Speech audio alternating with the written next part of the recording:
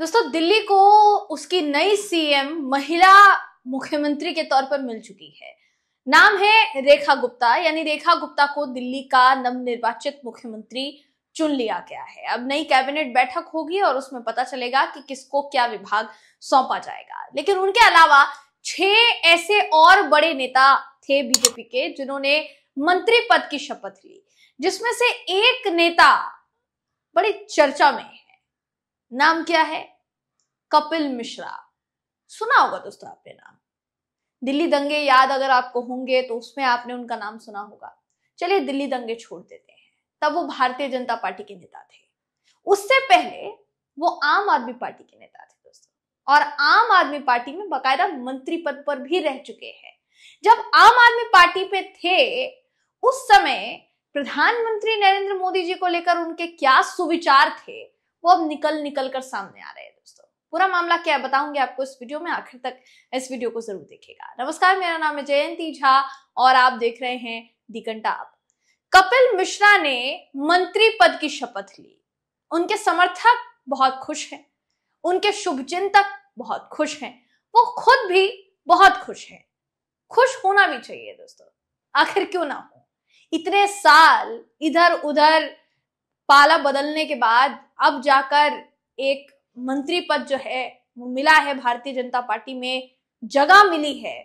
भाजपा में भले ही उन्होंने प्रधानमंत्री नरेंद्र मोदी जी तक का विरोध किया हो, लेकिन आखिरकार प्रधानमंत्री नरेंद्र मोदी जी के नेतृत्व में जो जीत दर्ज की दिल्ली में भारतीय जनता पार्टी ने, उसमें कपिल मिश्रा को मंत्री पद के लिए चुना गया है।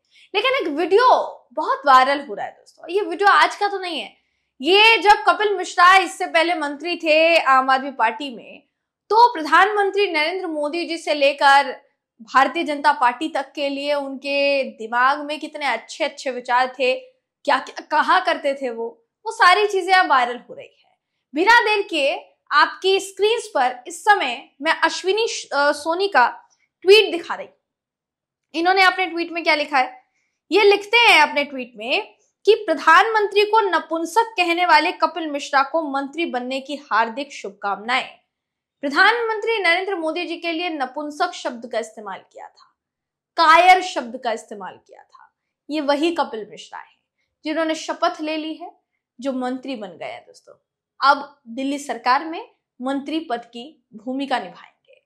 अब एक बात बताइए, प्रधानमंत्री नरेंद्र मोदी जी को क्या याद नहीं होगा कि कपिल मिश्रा ने उनके लिए किस तरीके के शब्दों का इस्तेमाल किया था? शायद ये वजह हो सकती है ना दोस्तों कि जब कपिल मिश्रा मंच पर शपथ ग्रहण करने के बाद प्रधानमंत्री मोदी जी की तरफ आगे बढ़ते हैं और उन्हें नमस्कार करने के लिए आगे जाते हैं, तो प्रधानमंत्री जी सिर्फ हाथ जोड़कर नीचे देखते हैं और मोदी जी बैठ जाते हैं, बिल्कुल इस तरीके से जैसे उन्होंने नजरअंदाज किया हो कपिल मिश्रा को। कारण जो है वो भी तो वाजिब है। कपिल मिश्रा वो इकलौते ऐसे नेता रहे हैं जब से वो भारतीय जनता पार्टी में आए हैं दोस्तों, जिनको विवादों में घिरा रहते अक्सर देखा गया है। आपको दिल्ली दंगा याद होगा, मैंने शुरुआत में बताया आपको कि दिल्ली दंगे के मामले में कपिल मिश्रा का नाम हर तरफ गूंज रहा था, क्योंकि उन्होंने शाहीन बाग में जहां पर प्रोटेस्ट हो रहा था वहां खड़े होकर उनके ऊपर आरोप था कि वहां पुलिस के इर्द गिर्द खड़े होकर वो ये कहते हैं कि या तो आप लोग खुद हट जाओ या फिर हमें हटाना आता है, तरीका हमें आता है, वरना अगर वो तरीका अपनाना नहीं चाहते तो आप लोग खुद हट जाओ। इस तरीके की भाषा का इस्तेमाल, धमकी भरे लहजे में भाषा का इस्तेमाल करने का आरोप जो लगा था वो कपिल मिश्रा पर लगा था और उस वक्त उनका वीडियो भी बहुत ज्यादा वायरल हुआ था। इसके बाद शायद अंदाजा लगाया गया था कि कपिल मिश्रा जैसे नेताओं से भारतीय जनता पार्टी दूरी बनाने की कोशिश करेगी, क्योंकि ऐसे नेताओं को भारतीय जनता पार्टी की छवि बिगाड़ने के पीछे का सबसे बड़ा कारण जो है वो माना जाता रहा है। आप चाहे कितने भी ऐसे नेताओं को देख लीजिए दोस्तों, अहम जिम्मेदारी जो है वो नहीं सौंपी गई। जो प्रवेश वर्मा नई दिल्ली से पूर्व मुख्यमंत्री अरविंद केजरीवाल को हार का मुंह दिखाते हैं, जिनको लेकर ये बातें चल रही थी कि उनको सीएम बनाया जा सकता है, उनको सीएम के पद पर बैठाया जा सकता है, उनके लिए भी भाजपा ने ये फैसला नहीं लिया। क्या भाजपा अपनी छवि को सुधारना चाहती है? इसलिए। लेकिन फिर सवाल ये उठता है कि अगर छवि को सुधारना है तो ऐसे नेता जिन्होंने दिल्ली सरकार में पूर्व में आम आदमी पार्टी का हिस्सा बनते हुए प्रधानमंत्री मोदी जी के लिए अलग अलग शब्दों का इस्तेमाल किया, इवन विधानसभा में, दिल्ली विधानसभा में खड़े होकर मोदी जी पर कई तरीके के आरोप लगाए, एक पूरा डॉक्यूमेंट पढ़ रहे थे वो, और उस डॉक्यूमेंट में एक महिला का जिक्र उन्होंने किया। यह भी आरोप उनके ऊपर लगा था कि प्रधानमंत्री जी के ऊपर व्यक्तिगत टिप्पणी की गई थी, उनके द्वारा व्यक्तिगत हमला बोला गया था। अब उन्हीं को मुख्यमंत्री के रेखा गुप्ता के नेतृत्व वाली सरकार में मंत्री बना दिया गया है। देखने वाली बात यह भी होगी दोस्तों कि उनको विभाग क्या सौंपा जाता है, यह भी देखने वाली बात होगी। 6 मंत्री अभी तक चुने जा चुके हैं। अब फिलहाल के लिए जिम्मेदारी किसको सौंपी जाएगी इस पर तो सबकी निगाहें टिकी हुई हैं, लेकिन जिस तरीके से रेखा गुप्ता को भी मुख्यमंत्री के तौर पर चुना गया है उस पर भी कई तरीके के सवाल खड़े हो रहे हैं। यानी कपिल मिश्रा जिनको मंत्री बनाया गया उनके वीडियोस वायरल हो रहे हैं। दूसरी तरफ बात की जाए प्रवेश वर्मा की, तो प्रवेश वर्मा को इसलिए नहीं बनाया गया, ये भी कहा जा रहा है उनको लेकर कि इससे पहले वो विवादों में काफी ज्यादा घिरे रहे। अगर कपिल मिश्रा का ताल्लुक दिल्ली दंगों से बताया जाता रहा है तो यही विवादित बयानों का ताल्लुक जो है वो प्रवेश वर्मा से भी बताया जाता रहा है।